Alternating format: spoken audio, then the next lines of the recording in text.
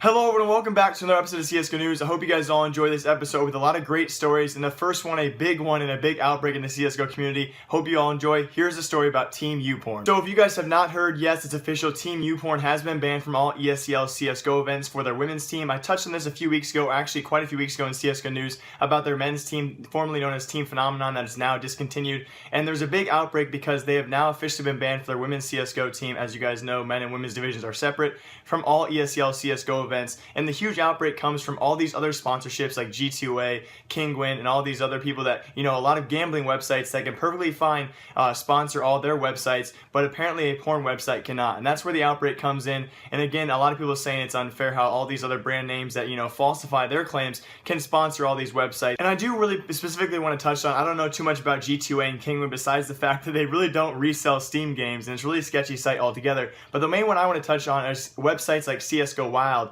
DraftKings, Alpha Draft, those kind of websites, especially CSGO Wild, who just recently actually became a part of Luminosity Gaming. CSGO Wild is now on their jersey as a main sponsor, a gambling website that hosts gambling for a bunch of underage kids. And you guys would be lying if you said you don't know some underage kid or you've never seen an underage kid, 18 years or 21 years or under, betting a lot of CSGO skins. You can tell these kids, a bunch of them are underage, and you know a majority of them are, but these websites can't really keep and control that, and obviously these parents can't control their kids from going on these gambling websites that really have no age restrictions, although they should. And so this is where the main argument comes in, where you have all these gambling websites coming in promoting gambling across a whole community that is majority probably 18 and 21 and under. The gambling age here in America is 21. I'm not sure what it is across, Europe and all those countries over there, but it's 21 and under here. You cannot gamble, and I know a majority of CSGO fans actually do gamble and are definitely not 21 or older. So that's where the main argument comes in here, a big dispute. I want to know what you guys know down below. Comment down below what you guys think. Now, I can't really argue the fact that it does still affiliate itself with a porn website, which obviously is not very, logical. Especially, again, like I said before, most of the CSGO community watching these streams or watching these games are underage, and they shouldn't be watching that kind of stuff.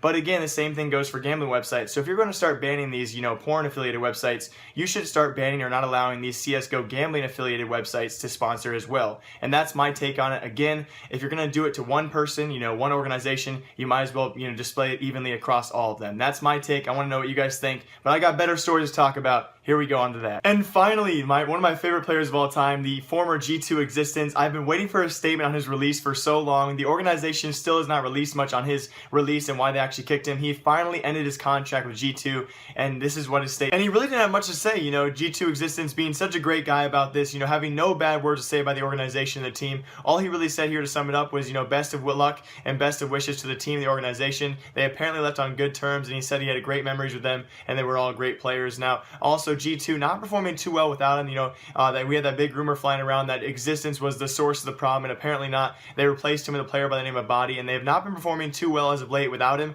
But again, best of luck to Existence, who will be joining Team LDLC in the future. And again, that's a great guy. Hopefully he does well in the future. And speaking of G2, we had G2 Shox win the HTC 1v1 Invitational versus Michu a few days ago. He actually did win that. Now, he would not have been my pick, and Michu was looking really good, but if you guys watched that, it was a really cool thing to see. So please tune in for HTC 1v1 Invitational in the future. It was really cool to see and a really fun event and very well put on. Also in the news, we had Desi, a North American superstar, in the Final Four of that tournament, or he actually placed 5th. My bad. He placed 5th in the tournament, which is cool to see. So he wasn't technically in the finals, but it was really cool to see that NA represent, and I hope Desi does find a team soon. If you guys don't know, I touched on him a few weeks ago as well. He still does not have a team, along with him and Shazam, who both actually made the Final 8. So congrats to Shazam and Desi representing North America well. Hope you guys also find teams as well. I like how I'm saying I hope they find teams like I actually have a word in it. Like, people are going to actually watch my video and say, oh, I should go hire Desi and Shazam. Thanks, Jake. I just want to make North America great again.